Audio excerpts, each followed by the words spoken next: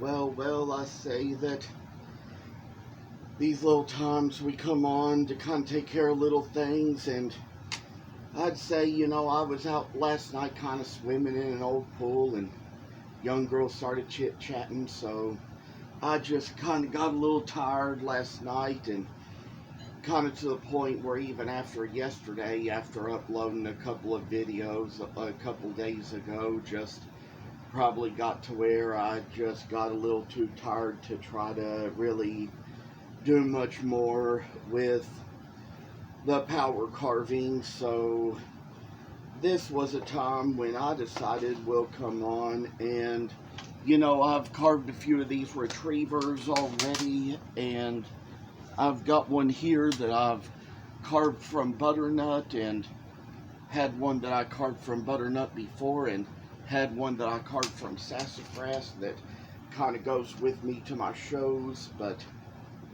since this is a fairly simple dog to carve, I kind of thought I'd come on and try to do a little demonstration on how to carve this. So I'd say we kind of got our knives together here, and think I'm going to kind of do the first step, kind of make out that line here and make out these lines along the edges here.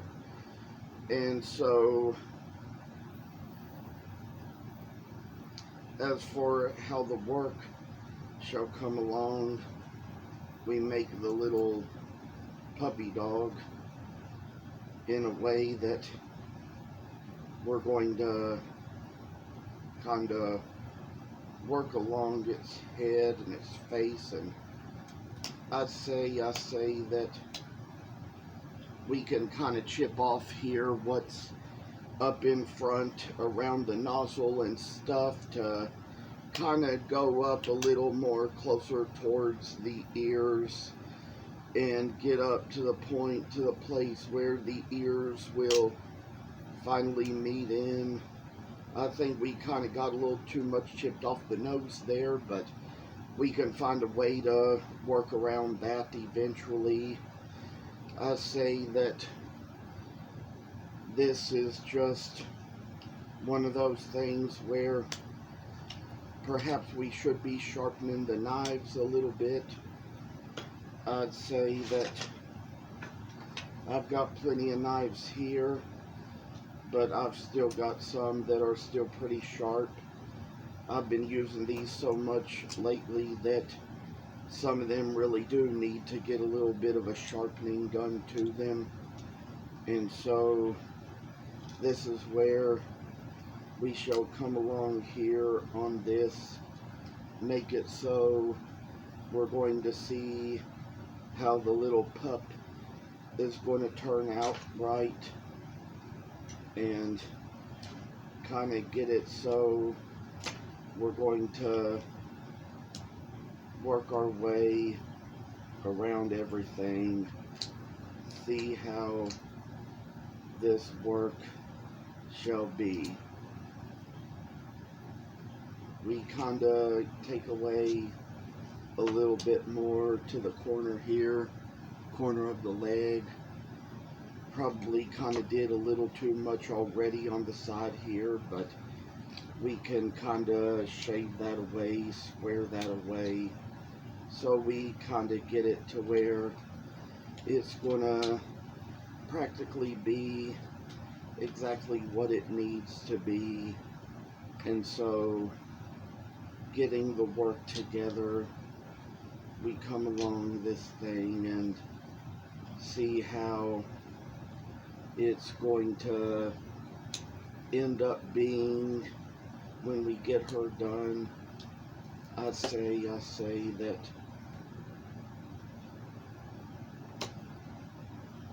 we chip along the side here, come along the side of the head some, so we kind of get it where the ear comes out to be a little more three-dimensional here.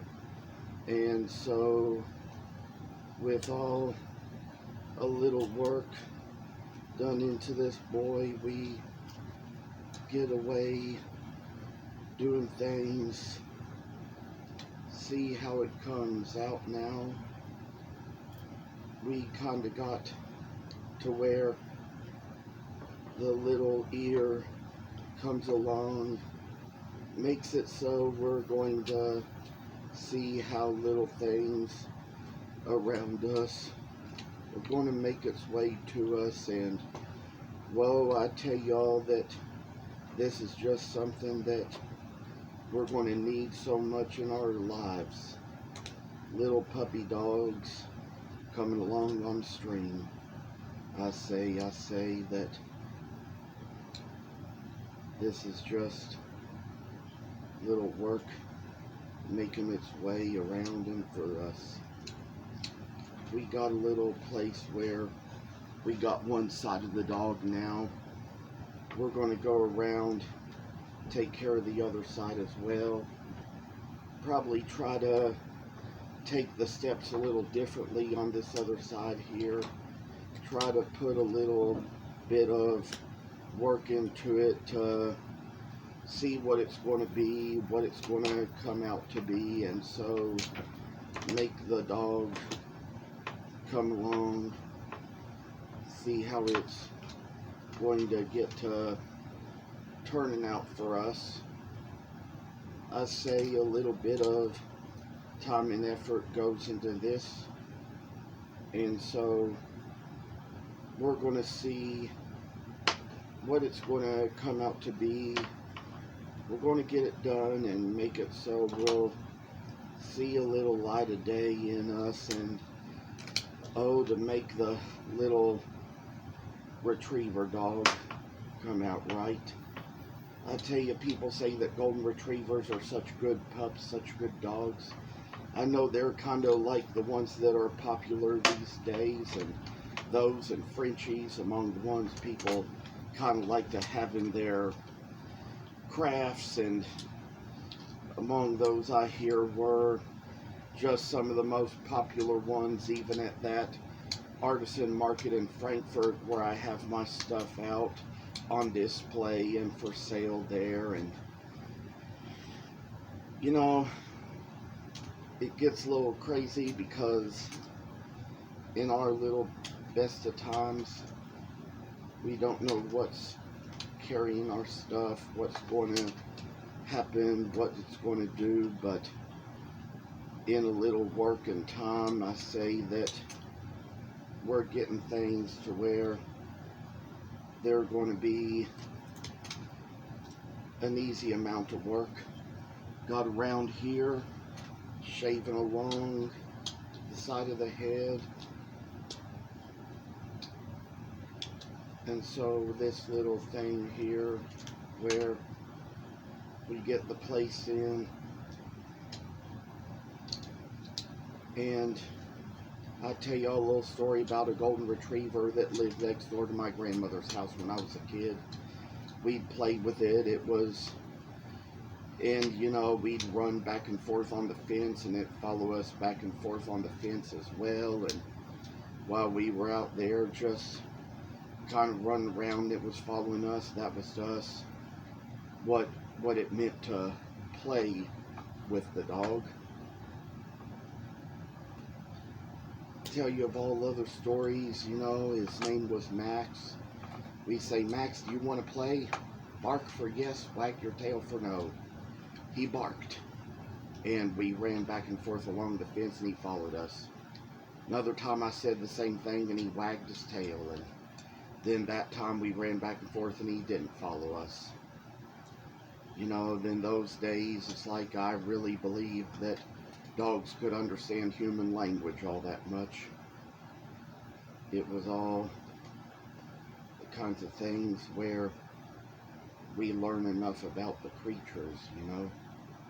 I kind of got the little front in the face and the front paws carved out here. We got a little place to make along where we carve along the top of the back of the ear, make it so it's going to be sweet little pups, you know. I still remember watching that golden retriever Max next door to my grandmother's get very old. I remember even when he died. So it's kind of like one of those things where we see how dogs get old like people do, but on quite a different schedule and quite a different way. I still recall those days, you know. So much stories I've heard about dogs from before I was born. My dad pastored a church in Hidden Heights, North Carolina at the time, and they had little Irish setters out there. They had one named Corbin and one named Solomon. I kind of heard a lot of things about both, so it was just little interesting stories I hear, and I say that puppies can be a lot of responsibility.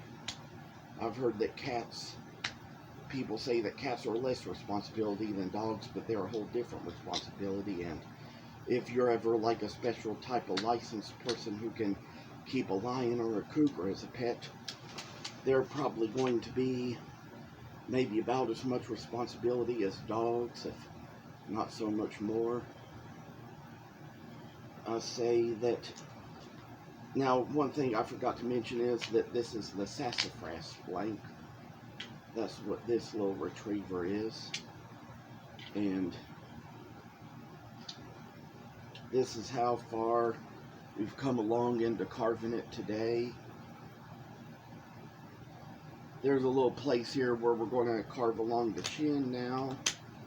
Kind of round it off a bit here.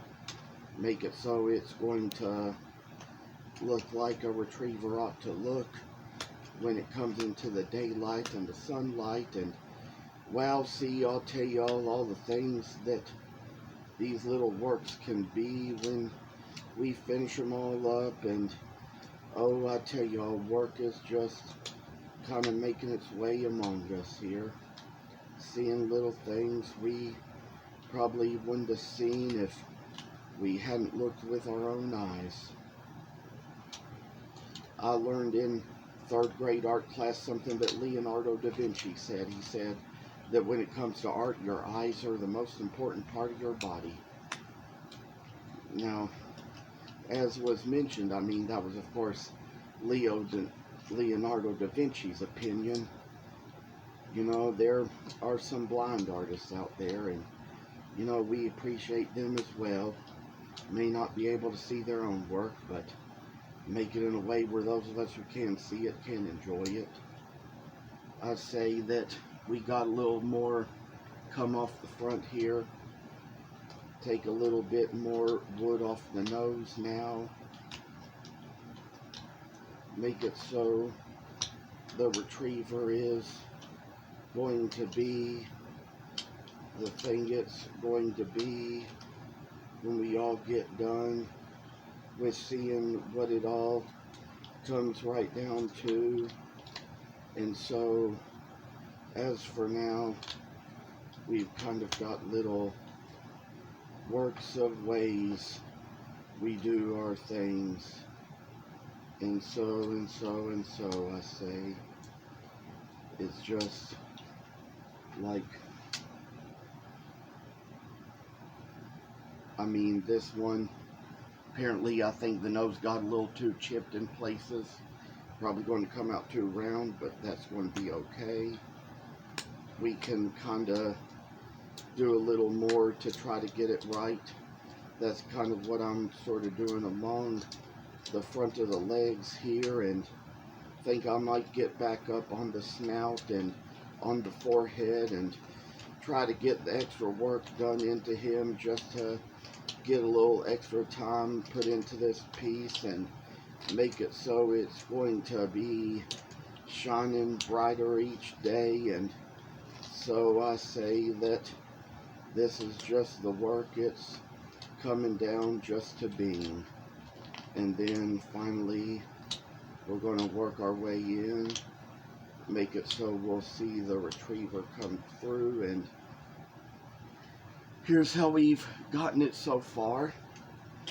I do think I've probably taken enough time for one video now of demonstrating, so I think we're going to shut it off now and try to give this hand and this carving a little rest. Thank you for watching.